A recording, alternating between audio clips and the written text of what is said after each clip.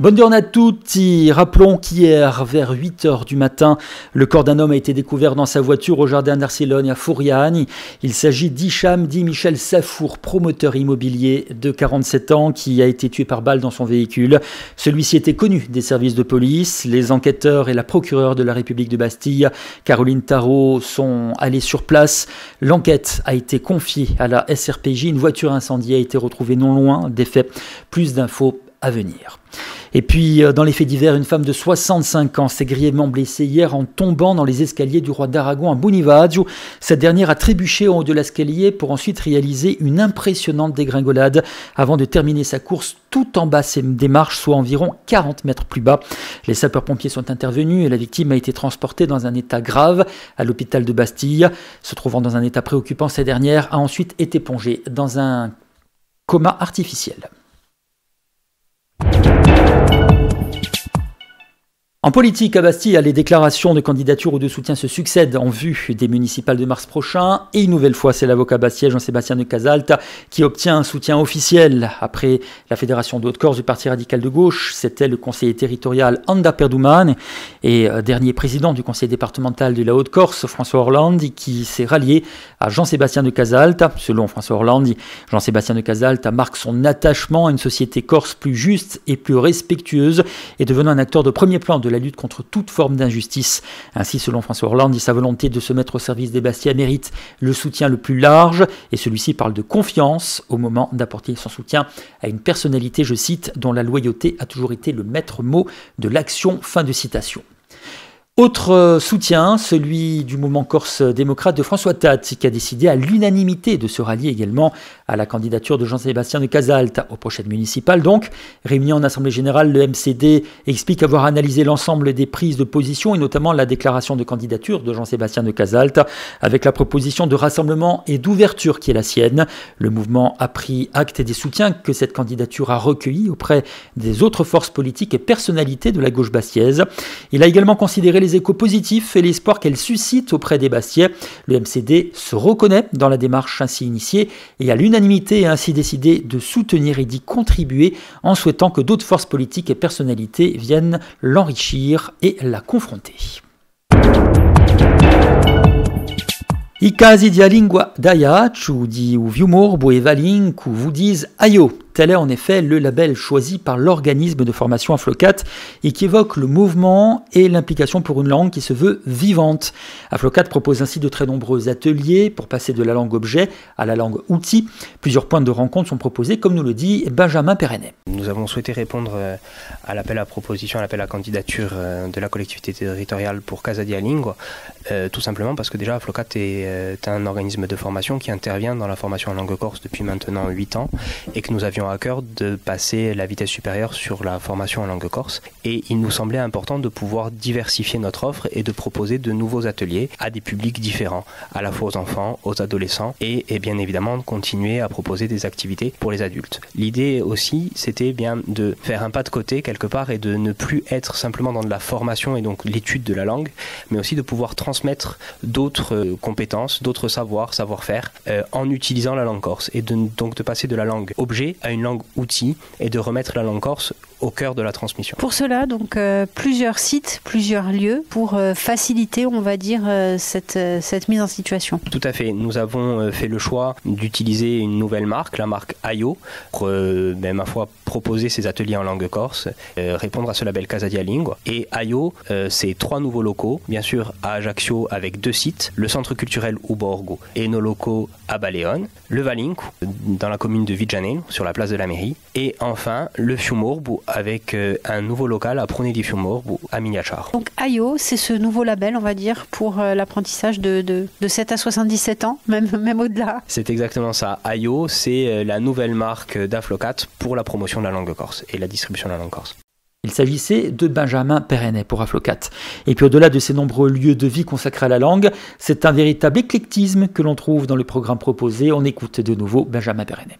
On a voulu proposer un petit atelier créatif pour les enfants, pour leur apprendre différentes recettes et bien sûr toujours en s'amusant et en langue corse. Donc cet atelier aura lieu le mercredi matin dans nos locaux à Ajaccio et de 9h à 10h30 et de 10h à 11h30 dans le Valink, avec des petits ateliers où on va faire des canistrelles, on va faire différentes recettes, quelquefois traditionnelles, d'autres fois plus exotiques, mais l'idée c'est de le faire en langue corse. Ça permet justement de dialoguer en langue corse autour d'un projet convivial, de connaître aussi peut-être les ingrédients plus spécifiques à la Corse, les recettes plus spécifiques à la Corse. Complètement. L'idée c'est vraiment de pouvoir amener les enfants à fabriquer quelque chose en langue corse et associer cette langue bien à de la création et à de la fabrication artisanale. Autre atelier, faccio un movimento in lingua corsa. Oui, c'est un atelier qu'on a le plaisir d'animer avec Stéphane Dinelli, plus connu sur les réseaux sociaux sous le nom de Storianoche. On va proposer un atelier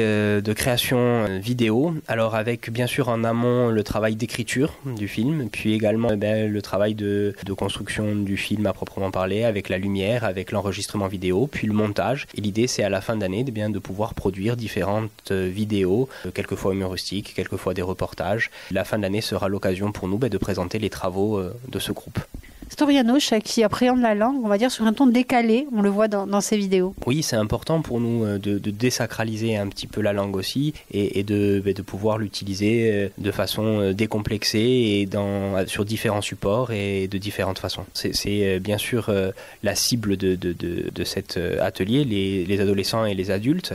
Et l'idée, c'est vraiment effectivement d'aller chercher de nouveaux publics qui ne seraient pas forcément attirés en premier lieu par la langue corse et pour la langue corse, mais plutôt qui auraient envie d'apprendre à faire des vidéos, et la langue corse sera un vecteur de communication et un vecteur d'apprentissage également au sein de cet atelier. Nouvel atelier aussi consacré aux jeux. Une fois par mois, nous allons organiser des soirées jeux qui auront donc pour objectif de créer des moments conviviaux où bien des enfants, des adultes, des personnes âgées pourront se réunir autour d'un moment convivial, un moment de détente en langue corse pour faire différents jeux. Alors ça peut aller de la quine à la belote, à des jeux de blind test et autres. L'idée c'est vraiment de passer un moment convivial en langue corse. Viniti Cuicucci, on connaissait le concept des maisons ouvertes. Ce sont ces maisons ouvertes, mais pour parler la langue corse. Eh bien oui, en fait cet atelier il est à destination des jeunes parents qui souhaiteraient pouvoir transmettre la langue corse à leurs enfants et qui ne se sentent pas assez sûrs de leur corsophonie pour la transmettre, et c'est quelque part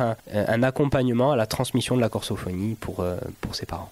On va travailler sur les vocabulaires de la maison, on va travailler sur l'échange, favoriser l'échange parents-enfants avec des enfants à partir de 2 ans et demi et jusqu'à 5 ans. Et enfin, alors il y a beaucoup d'autres ateliers, mais nouveau focus sur les ateliers d'écriture. Oui, alors on a voulu faire un focus sur les ateliers d'écriture avec 2 possibilités. L'écriture en prose avec Philippa Santogne et l'écriture en vers avec Cece Lanfranc.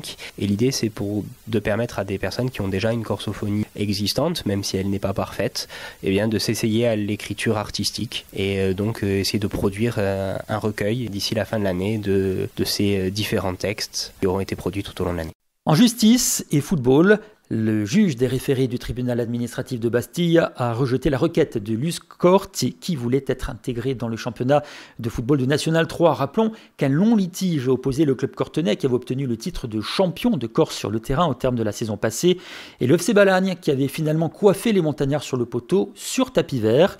Les Balanins contestaient en effet la présence d'un joueur qui aurait été suspendu lors d'un match de championnat entre la Balagne et Furiani. Au terme de plusieurs rebondissements, c'est finalement le tribunal administratif de Bastille qui a donc donné le verdict de cette affaire, puisque le club cortenais a donc été débouté et jouera bien en Régional 1 cette saison. Il ne reste plus qu'un seul recours pour que Lusque Corti, à présent, puisse aller plus loin dans cette affaire, c'est-à-dire saisir le Conseil d'État. Le club n'a pas encore communiqué ses intentions.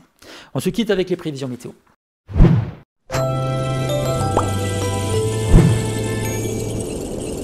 Nous sommes aujourd'hui le mardi 17 septembre 2019. Il fera beau aujourd'hui avec du soleil partout.